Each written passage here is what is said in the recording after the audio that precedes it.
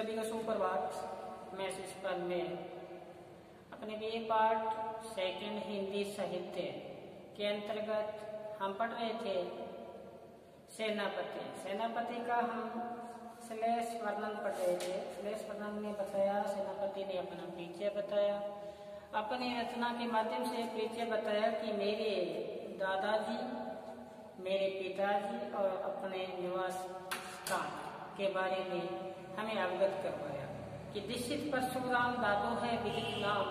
मेरे परशुराम दीक्षित दादाजी है और जिनको क्या बताया कि जे यज्ञ संसार में आके यज्ञ किए, इसलिए उनकी क्या हुई बड़ाई है, संसार में उनकी प्रशंसा हुई। पीताधर है पीता है वो गंगाधर है, गंगा के समान। और बताया कि गंगा तीर बस्ती, गंगा के किनारे पर निवास स्थान अनूप शहर बताया। ये बताया उन्होंने। फिर अपनी कविताओं के बारे में सेनापति ने बताया कि मेरी कविता है वो किस प्रकार से है। मेरी कविता को बताया कि मुडन को अगम, जो मूर्ख लोग है उसके लिए मेरी कविता बड़ी अगम है, उससे कौन से बार है। और फिर बताया सुगम एकता को जाके, जिनकी अमल बुद्धि है, स्वस्थ बुद्धि है, उसके लिए मेरी कविता बड़ी ही अच्छी सिद्ध होगी। और इसमें बताया मेरी कविता में भंग भंग अलंकार के माध्यम से कहते हैं कि गंगा रूपी अमृत इसमें क्या होगा, प्रवाह होगा। फिर बताया श्लेष वर्णन में एक सारंग धुनि सुनावे धन रस बरसावे।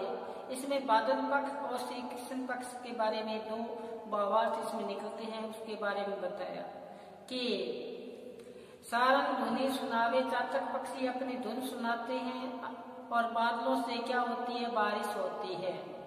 मोर मन अरसावे अति अविराम है, मोरों को बड़ा ही अच्छा लगता है, उसको बड़ा सुंदर लगता है, अविराम सुंदर है। जीवन आधार, जीवन का आधार वर्षा, जीवन का आधार कौन, बारिश जीवन का आधार है। गर्जन कर्णहार तपती हरणहार, जब गर्मी पड़ती है जून जुलाई के महीने में, जेठ आषाढ़ के महीने में, तब हमें बादलों से ठंडक प्राप्त होती है। तो वो उसके बारे में बताया कि तपती हरणहार, तपत को ये क्या कर देती है, ठंडक में बदल देती है। मन काम है, मन में काम वासना जागृत होती है, प्रिय पात्र मिलने की तड़प पैदा होती है। शीतल सुभंग जाकी छाया जग से सेनापति, जग में जिसकी छाया बड़ी ही शीतल लगती है बादलों की, सेनापति कहते हैं। पावत अधिक तन मन विश्राम है, हमारा मन तन बड़ा ही विश्राम पाता है उस बादलों की छाया में। सपे संग लीने, बादल अपने संग बिजलियों को, सपेका से बिजली को साथ में लेकर, संग तेरे बरसाओ आयो घन श्याम, सखी मानो घन श्याम है। ये बादल आए हैं तो सखी कहती है ऐसे आए हैं जैसे श्री कृष्ण आए हैं। और कृष्ण पक्ष के अंदर कृष्ण जी के बारे में भी इसमें वर्णन किया गया है कि सारंग धुनि सुनावे घन रस बरसावे, बादलों की बारिश होती है। तो एक सखी कहती है कि चातक पक्षी जब आवाज करते हैं, चातक पक्षी बोलते हैं, तो मुझे श्री कृष्ण की बड़ी ही तड़प व्याकुलता सताती है। मोर वन में अपना नृत्य करते हैं, अच्छे लगते हैं। मेरे जीवन के आधार कौन है, श्री कृष्ण है, वो मेरी तपती को ठंडक पैदा करने वाले हैं। और इनके आश्रय में कहते हैं कि शीतल है, इनकी छाया शीतल है। जग सेनापति पावत अधिक तन मन विश्राम है, उनके शरण जाने से तन मन में बड़े ही क्या मिलती है, शांति मिलती है। ये था श्लेष वर्णन। आज हम सेनापति का ही पद पढ़ रहे हैं, जिसमें श्रृंगार वर्णन में आज हम इनके पद पर अध्ययन करेंगे। श्रृंगार वर्णन में बताया है कि सेनापति का श्रृंगार वर्णन में नखशिख वर्णन का से एडी से लेकर चोटी तक, चोटी से लेकर एडी तक नायिका का नखशिख वर्णन। इसके अंतर्गत क्या है, जैसे मलिक मोहम्मद जायसी ने भी पद्मावती का नक्शिक वर्णन किया, कभी समय मिले तो जरूर पढ़ना। आज हम इनके जो मुख्य वर्णन है, आँख का है, जैसे कान का है, अधर का है, जैसे इनके जो वर्णन किया है सेनापति ने नायिका का, उसके बारे में आज चर्चा करेंगे। तो चर्चा करने से पहले बात करें कि जैसे हम किसी चीज की उपमा दें तो कैसा, जैसे नायिका की आंखों की उपमा दें, आंखें नायिका की कैसी होनी चाहिए। नायिका की आंखें जैसे खंजन पक्षी से दी जाती है, मृग के नेत्रों से दी जाती है, और मीन की यानी मछली की आंखों के समान उनकी तुलना की जाती है, या गुलाब के फूल की भांति। इस प्रकार से इनकी तुलना की जाती है। आपने डोलामारू का एक पद आता है, उसमें देखना 2 आता है, उसमें सब इनके बताया है कि नायिका गज गामने मृग लोचने शीश संभरे दिन गिनही। वो तो उनका विषय देवरस होगा। गज गामने चाल कैसी हो, नायिका की चाल हो गज के समान, हाथी चलता हुआ देखा है आपने, हाथी के समान। गज गामने मृग लोचने, मृग की आंखों के समान उनकी क्या हो, आंखें हो।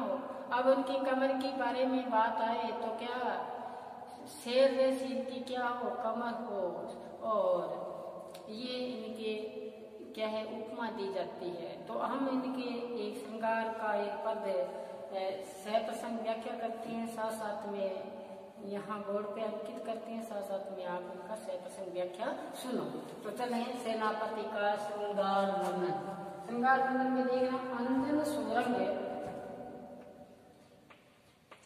अंजन सुरंग, अंजन सुरंग जीते, अंजन सुरंग जीते, खंजन पूरंग मीन, खंजन पूरंग मीन,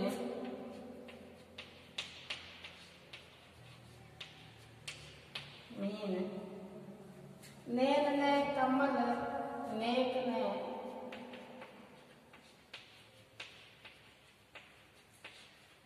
कमल, उपमा को नियरात है,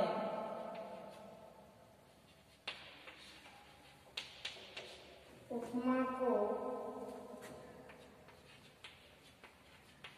नियरात है। नित्य अनियारे,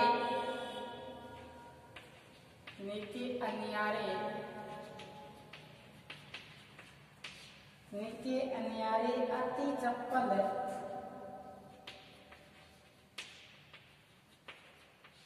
अति चप्पल, डरारे प्यारे,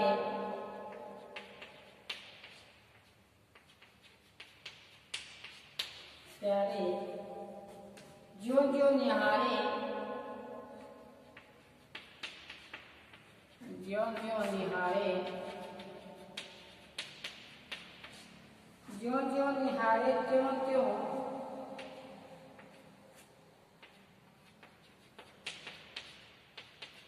त्यों त्यों खरो लल लात है, खरो ललचात है।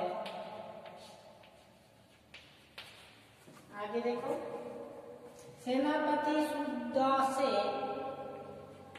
सेनापति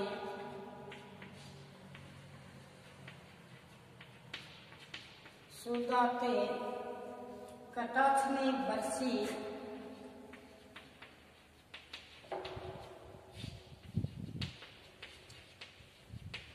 कटाक्षने बरसी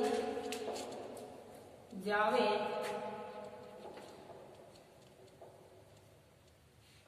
कटाक्षने बरसी जावे, जिनको निरखी,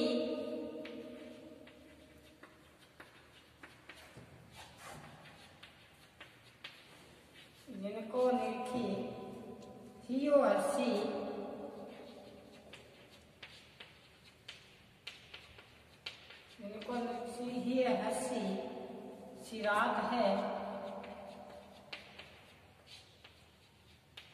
रात है। कान को विशाल,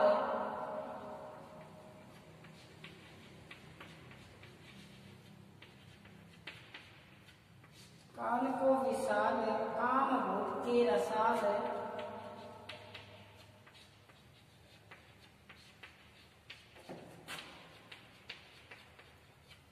रसाल बाल, तेरे दृग देखे, तेरे दृग देखे, तेरे दृग देखे, मेरो मन में आघात है, मेरो मन में आघात है। बहुत महत्वपूर्ण है, बार बार एग्जाम में व्याख्या इसकी पूछी जाती है, तो एक बार इसको अच्छी तरह से आप नोट करें।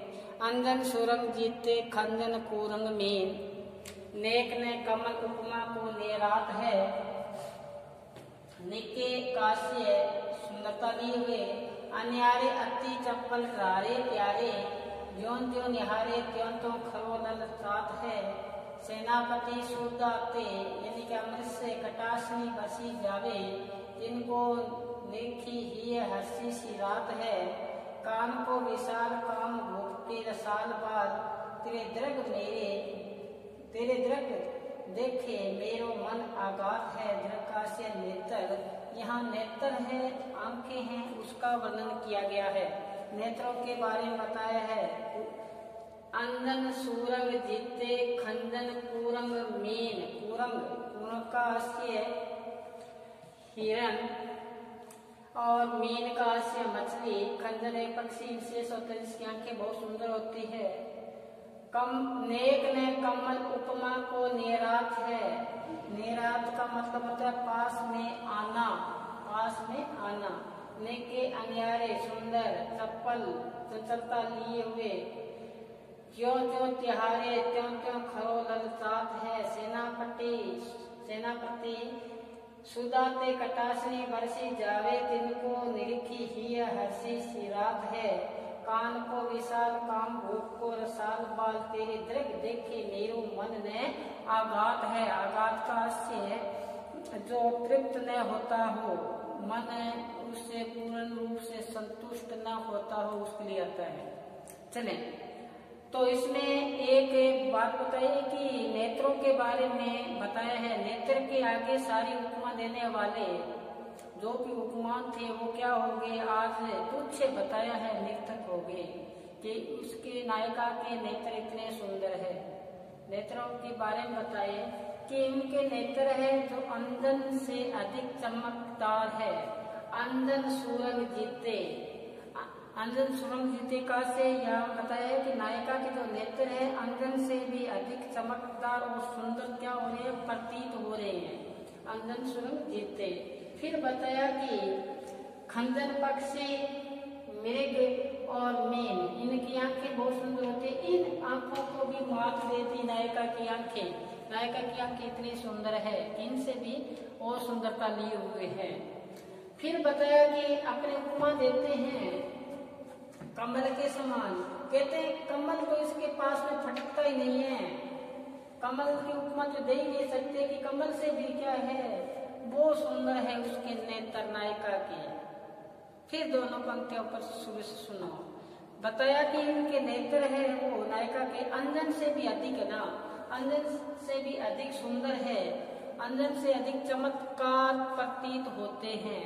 और बताया कि खंजन पक्षी और मृग और मछली की आंखें उनसे भी और सुंदर है नायिका की आंखें, और इसके साथ उपमा दे ही नहीं सकते किसके साथ, कमल के समान, क्योंकि कमल से भी क्या है सुंदरता ली हुई है। ये सेनापति एक नायिका की आंखों के बारे में बता रहे हैं। फिर बताया क्या बताया कि आगे बताया कि नेके अन्यारे, इनकी जो सुंदरता आंखें हैं अति चप्पल डरारे प्यारे, आंखें क्या है चप्पलता लिए हुए हैं, गतिमान है त्यों त्यों न्यारे, जिस जिसको देखती है त्यों त्यों खरो ललतात है, जो नायिका की आंखें जो जो भी कोई देखता है उसका मन तृप्त नहीं होता, मन में लालच बढ़ता है कि उस चीज को मैं बार बार क्या करूं, देखती रहूं या देखता रहूं। आंखें ऐसे आयना त्यों त्यों निहारे खरो न ललचात है, बार बार देखने की क्या होती है, ललक होती है कि मैं आंखें क्या देखूं, बार बार नायिका की आंखें को देखता जाऊं। फिर सेनापति ने कहा कि सेनापति सुधाते कटाक्ष, जब ये किसी को देखती है तो अमृत रूपी कटाक्ष करती है, बख्शी जावे, कटाक्ष करती है अमृत रूपी, दिन को निरखी ही है हंसी सी रात है, जिसको इसने आंखों को देख लिया तो कहते हैं उसके हृदय में क्या होती है, खुशी प्राप्त होती है, उसके हृदय में क्या होती है, खुशी प्राप्त होती है। फिर देखो आंखें हैं कितनी बड़ी छोटी, उसके बारे में बताया, सुनो। कान को विशाल आंखें हैं वो, कान तक बड़ी है, कान तक आंखों का आकार कानों तक है, इतनी बड़ी बड़ी आंखें हैं कानों तक, और कान भूप के रसाल बाल, नायिका की आंखें ऐसा लगता है कि कान रूपी भूप के कोई बेटा हो या लड़का हो उसके भूप के समान आंखें हैं, कितनी सुंदर। कहते तेरे दृग देखे, कहते तेरी आंखें देखे मेरा मन ने आघात है, मेरा मन में क्या नहीं होती, तृप्ति नहीं होती। कामदेव रूपी राजा के सुंदर बालक जैसी है, क्या कहते काम भोगते रसाल, कामदेव के क्या कामदेव के रूपी राजा के सुंदर बालक के समान इनकी आंखें हैं, जो कभी कहते हैं आंखें देखे बिना में मुझे क्या नहीं होती, तृप्ति नहीं होती। तो रीतिकाल में कवियों द्वारा नायिका के नक्शिक वर्णन की जो परंपरा रही है, नक्शिक वर्णन करने की रीतिकाल कवियों की ये परंपरा है। इस परंपरा का निर्वाह किसने किया है, सेनापति ने भी किया है। एक एक अंग का वर्णन करते हुए यहाँ नेत्रों का वर्णन किया है। तो कवि ने उपमानों को तुच्छ बताते हुए नेत्रों को अधिक सुंदर बताने का प्रयास किया है, और श्रृंगार रस से यहाँ रूपक और अनुप्रास अलंकार के माध्यम से बताया है कि इनके दोबारा सुनो एक बार कि अंजन सोरंग जीते, अंजन तो इनकी समानता कर ही नहीं सकता, इतने सुंदर है, चमकदार है, प्रतीत होते हैं। खंदन पक्षी पूरम और मीन को भी मात देती, इनकी उपमा कमल के समान कर ही नहीं सकते, इतने सुंदरता लिए हुए आंखें हैं कि चप्पल डरारे जहाँ देखती है वहाँ कहते हैं कि चप्पलता लिए हुए है, त्यों त्यों निहारे, त्यों त्यों खरो ललचाता, जिस जिसको ये आंखें देखती है वो इसी के वशीभूत हो जाता है। फिर बताया आगे, सेनापति कहते हैं सुधाते कटासे, सेनापति के माध्यम से नायिका जहाँ भी देखती है तो क्या कहते हैं अमृत रूपी कटाक्ष करती है, और जिसको देखती है उसके हृदय में क्या है, खुशी व्याप्त होती है। ये इनकी आंखें कान तक व्याप्त बड़ी आकार लिए हुए, काम के भूप रसाल बाल, काम के भूप रसाल बाल। और आगे बताया कि तेरे दृग देखे मेरो मन में आघात है, तुझे तेरी आंखें देखे बिना मेरा मन में क्या नहीं होती है, तृप्ति नहीं होती है, इच्छा बनी रहती है कि मैं आंखें देखती ही रहूं। तो ये था आंखों का वर्णन, जो श्रृंगार वर्णन में ये पहला पद है। एक बार इसको अच्छी तरह से आप देखो, बार बार एग्जाम में ये व्याख्या पूछी जाती है, तो ये महत्वपूर्ण व्याख्या है, इसको अपने रजिस्टर में अंकित करें और साथ साथ में इसको अपने रजिस्टर में उतारें। क्या बताएं, अंजन सोरंग जीते, अंजन सोरंग जीते खंजन कुरंग मीन, नेक ने कमल उपमा को नेरात है, निके अन्यारे अति चपल रारे प्यारे, प्यारे त्यों त्यों त्योहारे त्यों त्यों खरो ललचात है। तो मैंने बताया कि रीतिकाल के जितने भी कवि थे उन्होंने नक्शिक वर्णन की जो परंपरा थी उस परंपरा का निर्वाह सेनापति ने भी किया। सेनापति ने यहाँ पहले पद में नायिका के क्या बताया है, नेत्रों के बारे में बताया।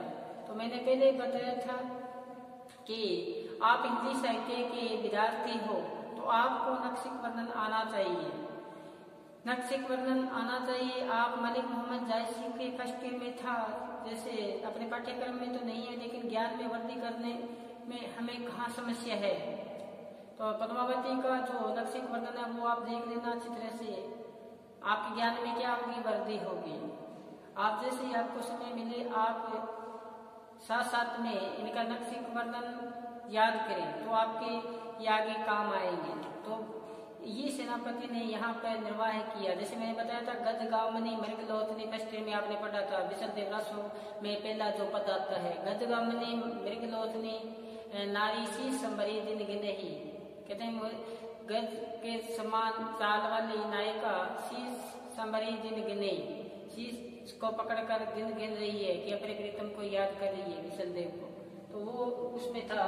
अब ये अपने नायिका का नेत्रों का वर्णन है। अब आगामी है उसके बारे में कवि ने यहाँ पे नेत्रों की सुंदरता के बारे में आगे का जो बताया है उसमें भी सुंदरता के बारे में बताया, जो हम कल उस पर चर्चा करेंगे। आज हमने एक क्लास में एक ही पद याद किया है। इसको महत्वपूर्ण यूं माना कि बार बार एग्जाम में ये पूछा जाता है, तो इस बात पर मैं बार बार बल दे रहा हूँ, तो इसको अच्छी तरह से आप प्यार करें। तो इसके साथ आज की क्लास में ही हम विराम देते हैं। कल फिर हम सेनापति के पदों के साथ हाजिर होंगे। तब तक आप घर पर रहें, सुरक्षित रहें और पढ़ते रहें। धन्यवाद।